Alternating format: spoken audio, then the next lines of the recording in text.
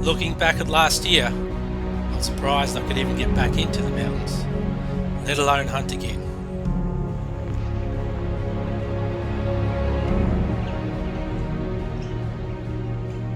After everything I went through last year, I ended up in hospital, undergoing spinal fusion surgery to my neck.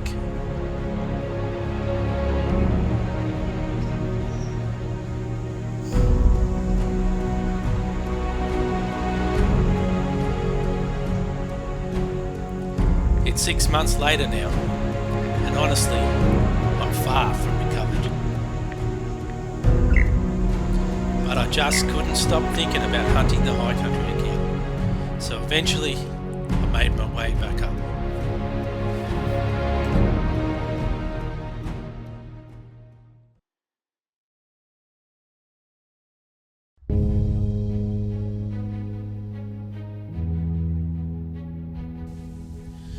Two days earlier, before I decided to drop into this particular valley, I rocked up for my first night in the mountains in a very long time. And desperate to get amongst it, I made a hasty decision that I found out I would soon regret. I don't know what freaking day it is, but it's July something. I don't normally do this, and I should normally do this because after my surgery and everything, this is the first time out of the bush really going for a hunt. But what I'm going to do is I'm going to pack my pack and see if I can go overnight. I've just got a bunch of crap stuff I've just whacked in real quick little Kmart pop-up tent, and I'm just going to get through these mountains up here and see if I can go around the back onto the other side and see what's over there for tonight. Hopefully I can get there. I've got about an hour's worth of light there, as I can see up to the sun, and I'll get as far as I can in, and then maybe in the morning something might come out, we might see it. I am taking the gun and not the bow, because this place is wild as hell. It's too big, open, crazy, and it'd be stupid to take a bow to a gunfight. So the gun is coming, and also I need meat, so I definitely want to try and shoot something if I can.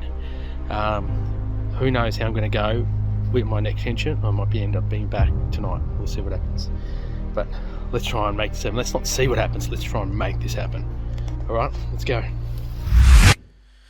An hour later, the sun hid behind the mountain, and by 5 p.m, the temperature had dropped to -5. In fact, it dropped so fast I had to get into my sleeping bag as quick as I could. That by far was one of the coldest nights I've ever felt. On the Kestrel, showing -11.8. Freezing right down in the valley. I had no choice last night. There's nowhere else to camp, so I had to stay here. I've got a -18 bag, and without that I would have been screwed. I would have to try and walk out last night. There's just no way I would have stayed in here if it didn't have that much warmth. Incredible, this place. It's wild, crazy and freezing. I don't know how anything lives here. It's just madness. I don't even want to get out of bed, and you know what, I'm not going to, because I literally won't be able to do anything because it's too cold.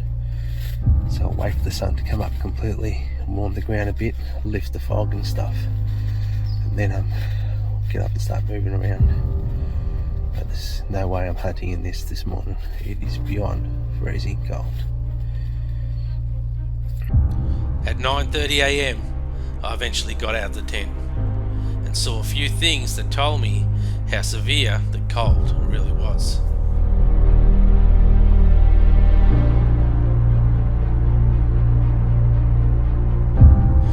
I'm quite used to seeing frozen puddles in the middle of winter, but never have I seen the top of a river completely frozen here in the mountains.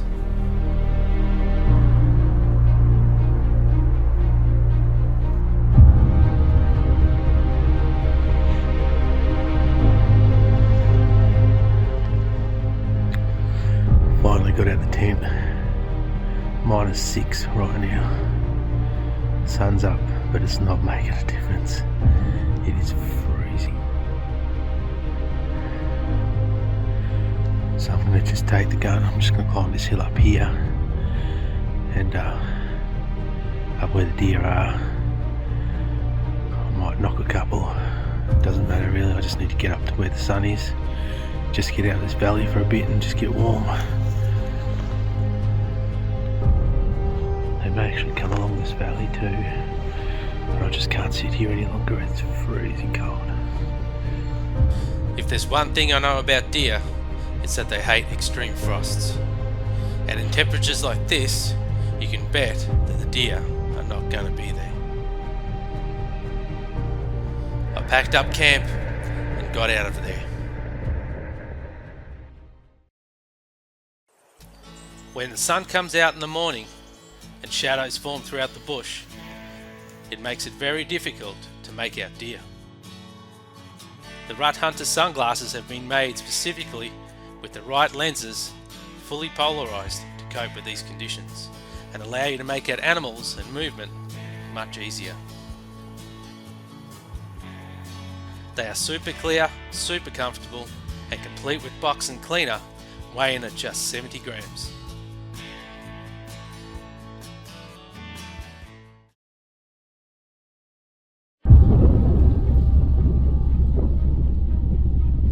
Now before we go back to that valley that I decided to drop into, I would like to share another experience I had last winter. The high plains are now becoming an extremely hard place to find deer, mainly due to Parks Victoria culling these areas many times a year.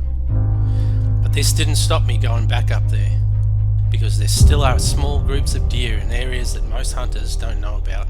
And although I had taken deer in the past with my bow, I had not taken any up here, and made it a tradition to come back here every year to try and make it happen, and hopefully take one in the snow.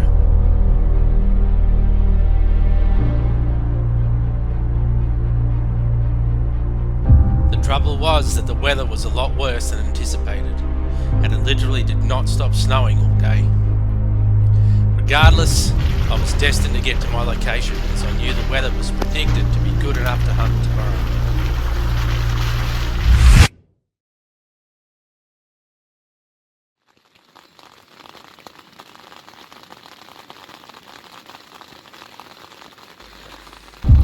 That evening, the snow turned to rain, and it rained all night long, almost wiping out all the snow from the day before.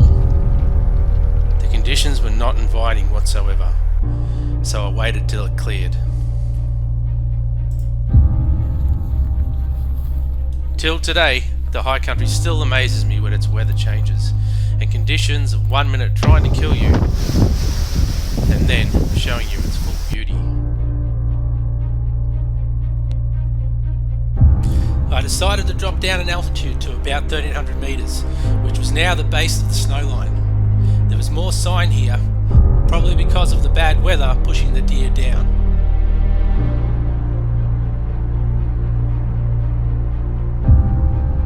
Knowing that I didn't have my full strength back, and just wanting a break from filming, I was happy to dump all my main camera gear I would normally lug along, and really just concentrate on pure hunting.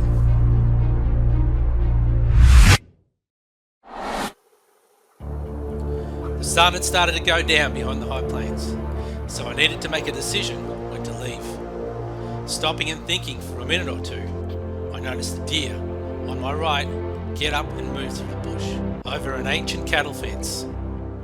Instantly I made the sound of a baby deer with my voice and pulled up my binoculars to see the deer coming straight at me with a stag right behind. The stag stopped while the hind kept coming a bit closer. Then she also stopped, and the stare-off began. Dropping down low to the ground, I could not help myself wanting to capture the moment on film. So I had switched on the GoPro camera on my shoulder and placed the phone on the ground. The hind was at about 18 metres from me, but I wanted the stag. In this moment, for any hunter, it is all about patience. As long as the wind is good, and the deer do not make out your human form, then it is more than likely going to happen. This is real hunting.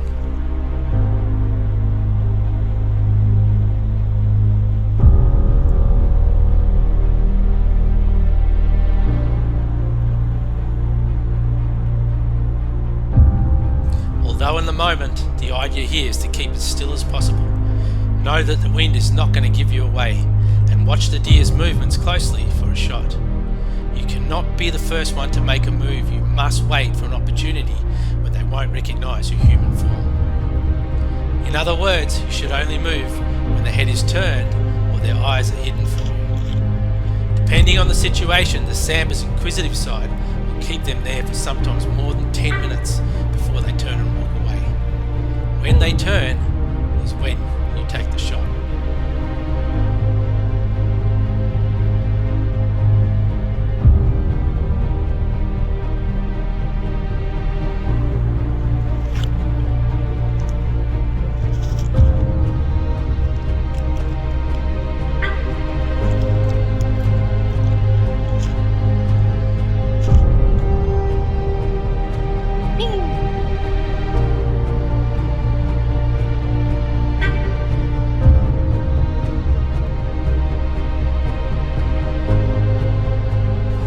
Six minutes later, which felt like an eternity, and with the stag still standing perfectly still, the hind now decides to walk around to my left to get downwind and smell me.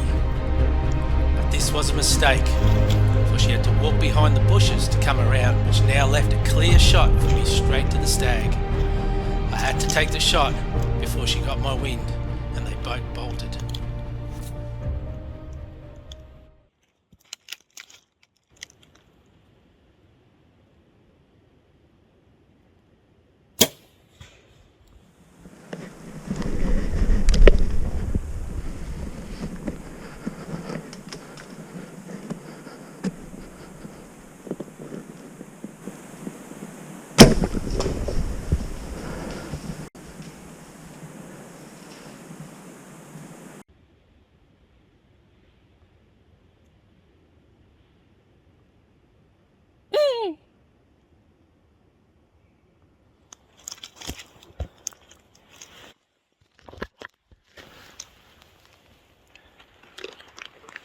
I think I hit it.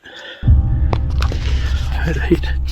There's a female standing there. Still. Oh, I'm shaking. That stag was at 40 at least. Probably 45. She's wondering why the stag's taken off. She's standing there looking at me still. Try and turn it around.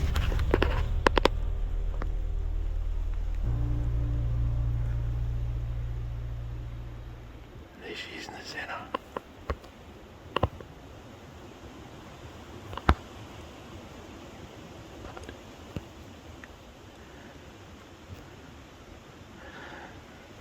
She's wondering where the stag's gone. I'm going to put my barrel down, she might see me now. And take off. Jeez, I hope I didn't hit that stag too far back. I aimed sort of middle to the right, but there's trees right in the way. I'm sorry, girl, but I'm going to have to come towards you now.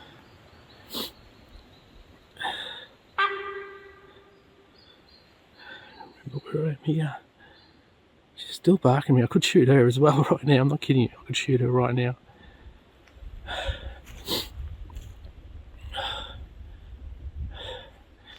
Alright. I'm going to track that stag in the dark. It doesn't look that thing right now, but it's dark. It's quite late. She's still standing there looking at me. She's wondering where the stag's gone. The stag was right behind her. So just to let you know, I'm up in the high country here. This old looking cattle fence. I don't know if you can see that. So she's still barking at me even though I'm talking. There's an old looking like cattle fence just there, see that? And she's still there barking at me. It's pretty dark to know if I can see. There she is right there. I'm gonna try and go to where she is at least so I can get the tracks before it gets dark. Where that stag is. Where I shot him. She's still standing there. I wonder why I'm coming at her.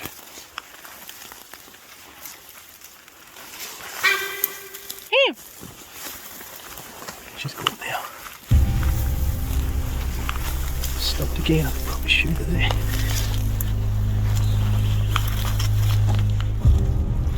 Easily shoot her right now, she's standing looking at me. Just over there. I heard that, and you probably would too have heard that arrow make contact with that stag. And he took off straight through there. So this is where the shot was. I'm just going to have to mark this right here, so I can come back here tomorrow. It's bloody late. Oh man. That's the first deer I've shot in a while with a bow, I tell you what. It's been so hard.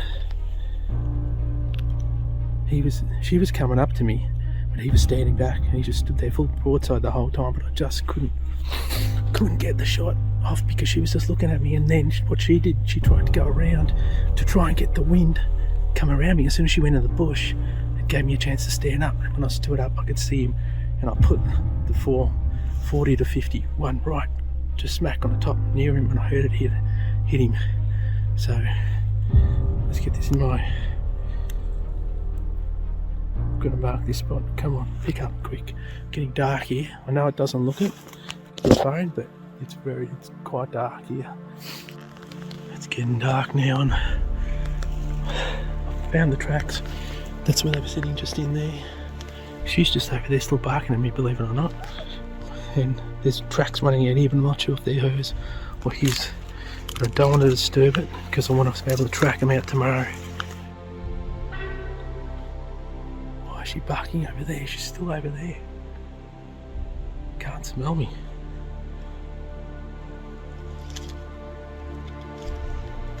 You know, when I started this walk, I was coming back from up there, and I was walking with the wind, and I'm going, what are you doing?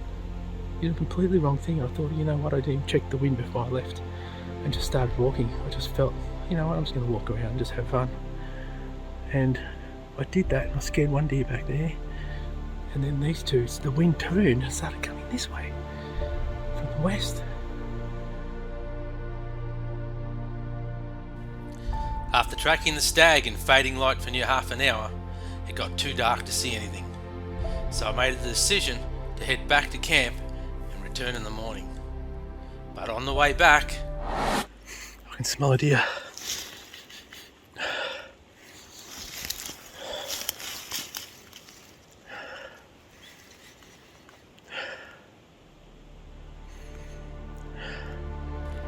I will never forget that night. At only about 10 meters from me, the smell of the deer took me right to him.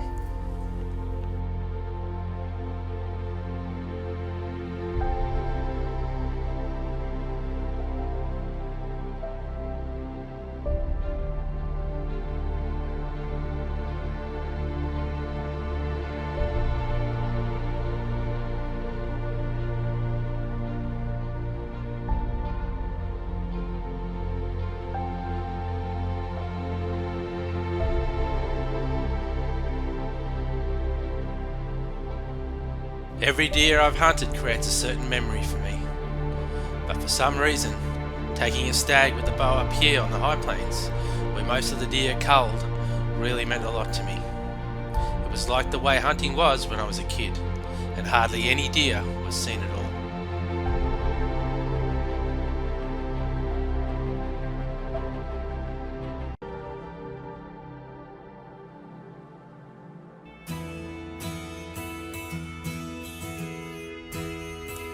In 2013, I embarked on one of the most enduring and incredible solo hunting expeditions of my life, during which I endeavoured to truly capture the whole hunting experience through good and bad times, and remarkably take one of the most perfect Sambar stags this country has ever seen.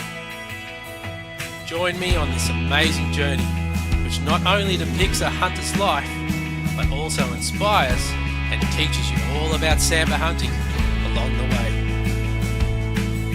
This film is truly a must-watch for every keen hunter.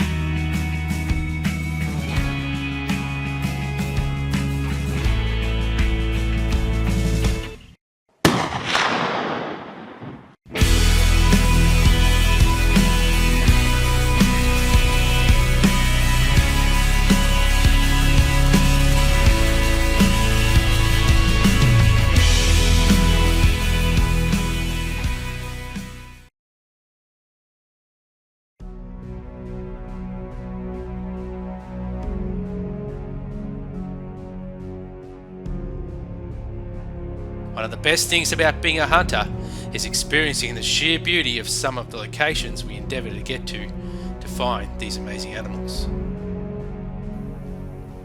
Feeling the warmth of the sun from a spectacular sunrise while watching unalarmed deer gives you a very satisfying feeling indeed, that you have been successful in finding what you came here for and can now relax and learn from the deer that you are watching.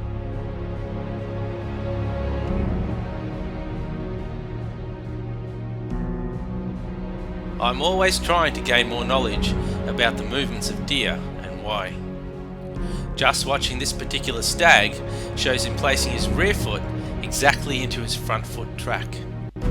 If you're wondering why he does this, well, for one, he knows that where his front foot stood is a safe spot to put his back foot.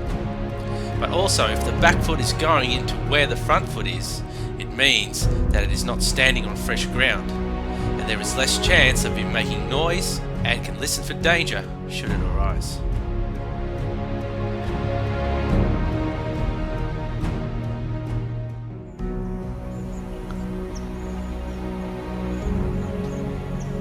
Testing the senses of deer can also help you understand how well your hunting skills need to be in order to get close to these animals. From 160 metres away, creating a sound of a baby deer gets this hind's attention pretty quick.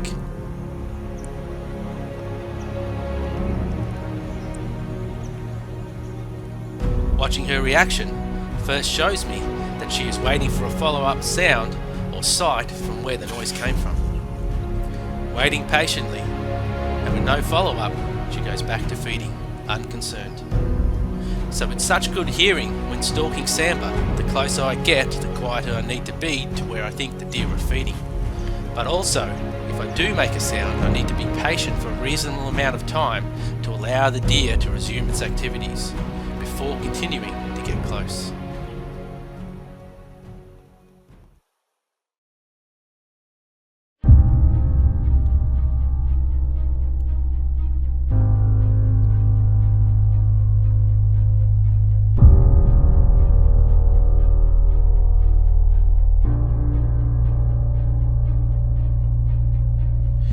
Now, back to that valley. Later in the year, I decided to head up high again. This time really high, but it was clear that there were only a few animals around up here due to the culling. I made the most of it for a while, and then sat down to search for another option.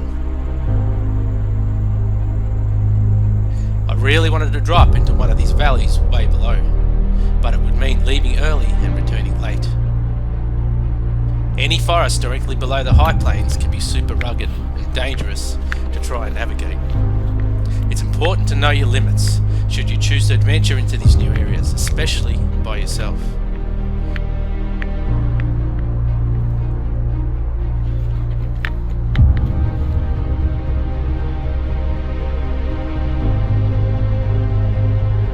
After waking to a spectacular sunrise, I decided to head down into a chosen valley that had a clear pathway to the montane forest below.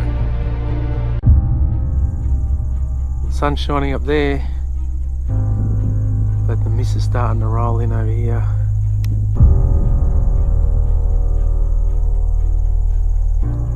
So it's been nice and warm, but it looks like it's going to get icy cold.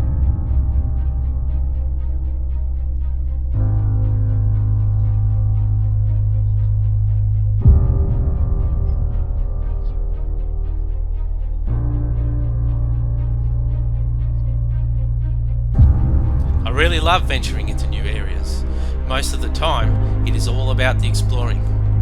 And because you are really looking for a new area to hunt, you tend to spook deer and therefore be less successful. But this is okay, because really, you are building a knowledge base for the next time you wish to come back.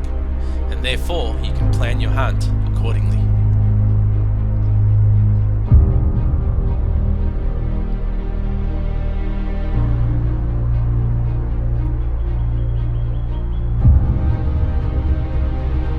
By midday I had made it into the gully ahead below, where I'd assumed the deer would be. After plodding around in the fog for a while, and trying to keep my bearings so I don't get lost, I noticed that the lower I got, the more deer sign there was. There was one particular rub that caught my eye. I could not believe the sheer intensity the stag had forced upon this gum tree. To make gouges that deep into the tree, he must be a very big and powerful animal that probably has a few anger issues on the side. It was just incredible. My mind was now intensely focused on this stag and trying to locate him. The fog eventually cleared, and at around 2 o'clock I found an area with plenty of sign that I believed the deer would pass through late in the day. Rather than walking around spooking deer, I decided that this was where I would set up an ambush for the rest of the day, until I would need to return up to the plain before complete darkness.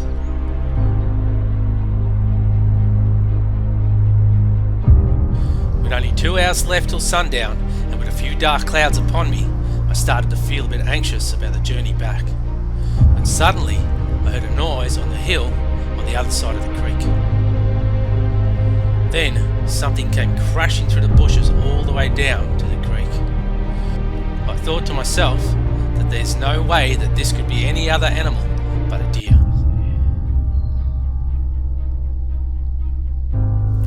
I slowly moved around the side of the big tree that I was hiding behind and got down to the ground. It remained perfectly silent after that for about 5 minutes. I had my GoPro now mounted on my bow, which I turned on just in case something was going to happen. And when I looked down to the creek again, I could not believe what I was seeing. A massive stag was standing just 12 meters in front of me, looking straight at me.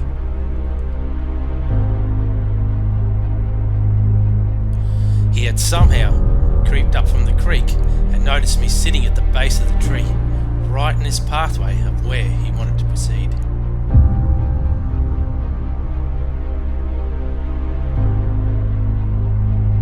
Once again, I knew that the stare-off had begun.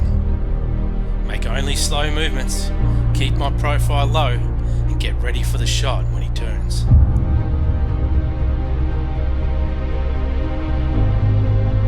This time, it was just under 4 minutes before he decided to turn. I slowly drew back my bow, put the top sight pin on his vitals, and took the shot.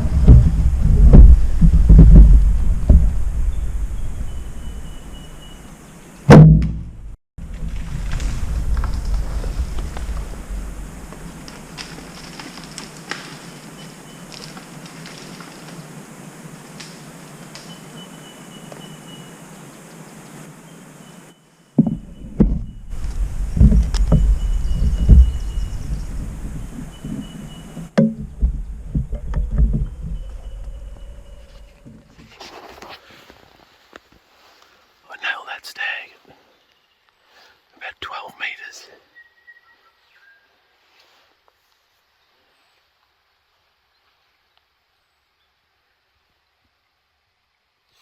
I haven't heard him go down though. He walked across there, up the other side, and just stopped.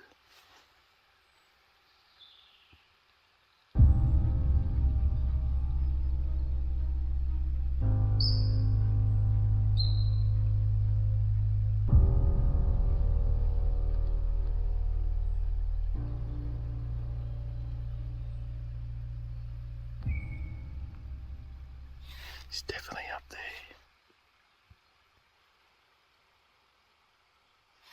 But I can't see where.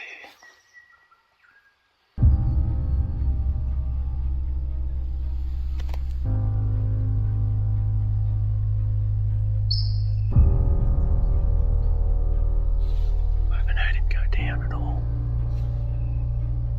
I'm sure I smacked him through the lungs for sure.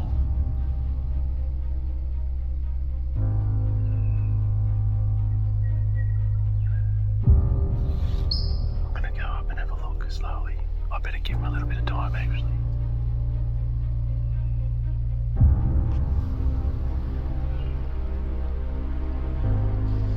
I'm gonna go down and have a look.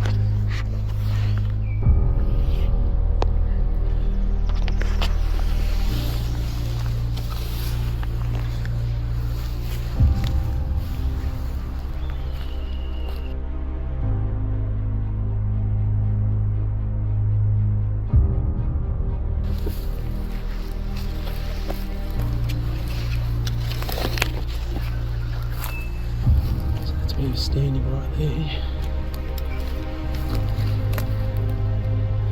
I got him. He's gone straight through.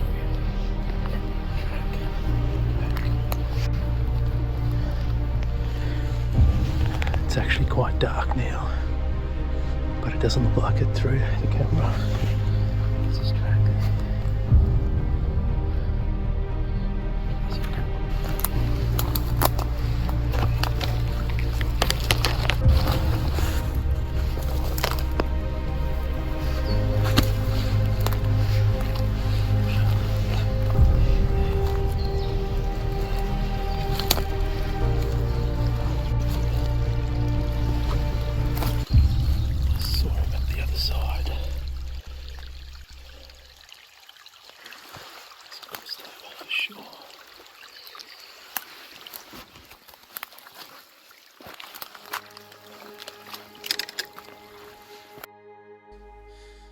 Eventually, I did find some blood, but there just wasn't enough to warrant a lethal wound to the animal.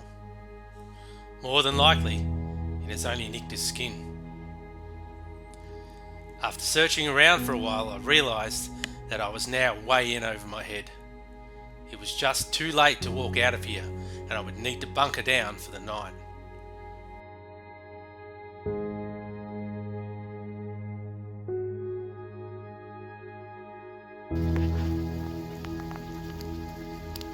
I kept asking myself what could have happened.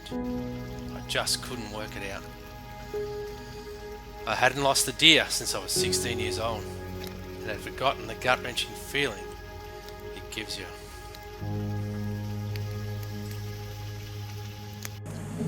Looking back at the video, there's a clear sound of the arrow hitting wood as it smacks the small tree before hitting the stag.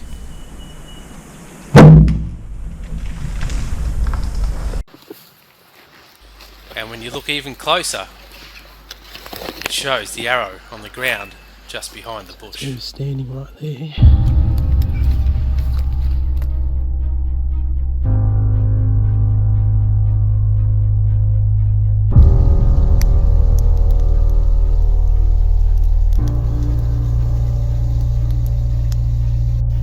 Sometimes as hunters we are faced with regretful decisions. All we can do is learn from them and move on. I tried to get whatever sleep I could by the fire that night.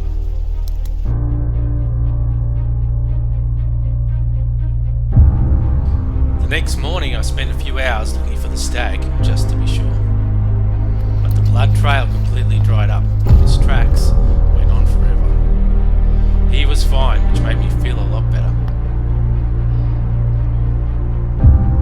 Hiking back out up to the plain proved to be a lot harder than I first thought. Navigating through the fog and the fact that I didn't take any extra food meant that it took most of the day to return. I learned many important things last year. Firstly, getting rid of all the main cameras allowed me to concentrate purely on hunting, and therefore I was able to get close to plenty of deer. Secondly, if you do get a chance to take a shot at a deer, especially with a bow, then always give yourself that extra second to be sure that the shot you are taking is going to count. And lastly, well, hunting up close to these animals is a real adrenaline rush. It's something that I believe that every true hunter should strive to achieve. So maybe on that next encounter you have with a Sambar, you too can take home some new hunting knowledge that can help you become a more successful hunter.